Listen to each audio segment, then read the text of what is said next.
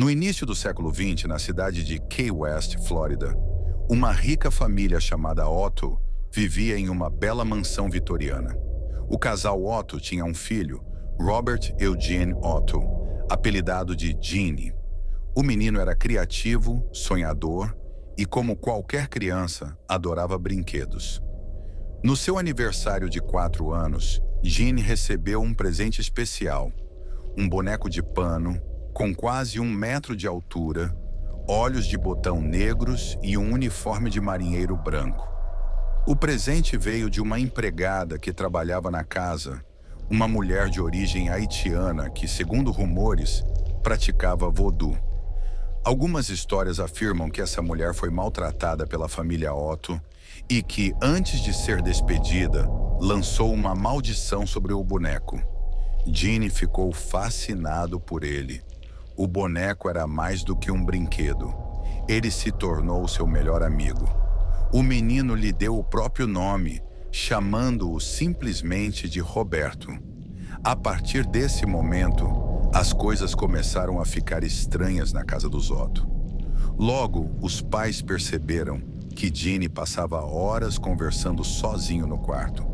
Mas a voz que respondia era diferente da dele. Mais grave, mais sinistra. Os empregados da casa começaram a notar coisas inquietantes.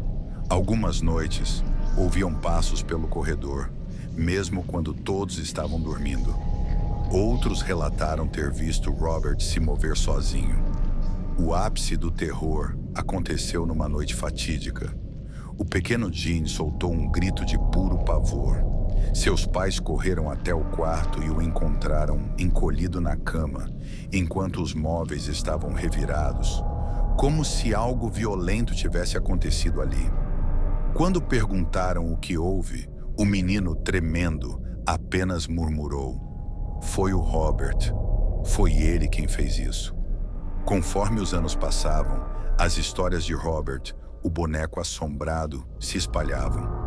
Vizinhos juravam que quando a família Otto saía de casa, viam o boneco se mover pela janela, como se estivesse observando a vizinhança. Outros diziam que, ao se aproximar da mansão, podiam ouvir risadas infantis, mesmo sem ninguém dentro da casa. Gene cresceu, tornou-se pintor e saiu para estudar artes na Europa. Mas quando seus pais morreram, ele voltou à mansão e reencontrou Robert. Embora fosse um homem adulto, ele não conseguiu se separar do boneco. Gene deu um quarto especial para Robert, decorado como se fosse para uma criança. Ele passava horas falando com ele, e sua esposa começou a se preocupar. Com o tempo, Gene foi se tornando mais estranho, mais recluso.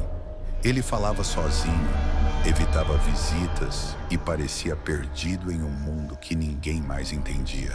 Quando perguntavam, ele simplesmente dizia: "Robert não gosta de visitas." Até que um dia, Gene morreu e Robert permaneceu. Após a morte de Gene Otto, a casa foi vendida para uma nova família. E foi então que o verdadeiro pesadelo recomeçou. A filha do casal, uma menina de 10 anos, encontrou Robert no sótão e, encantada, decidiu mantê-lo em seu quarto. Mas logo começou a acordar no meio da noite, gritando de terror. Ela dizia que Robert piscava para ela, movia-se sozinho e tentava atacá-la.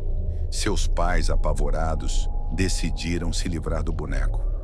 Robert foi doado ao Museu Fort East Martello, onde está exposto até hoje, dentro de uma caixa de vidro fechada.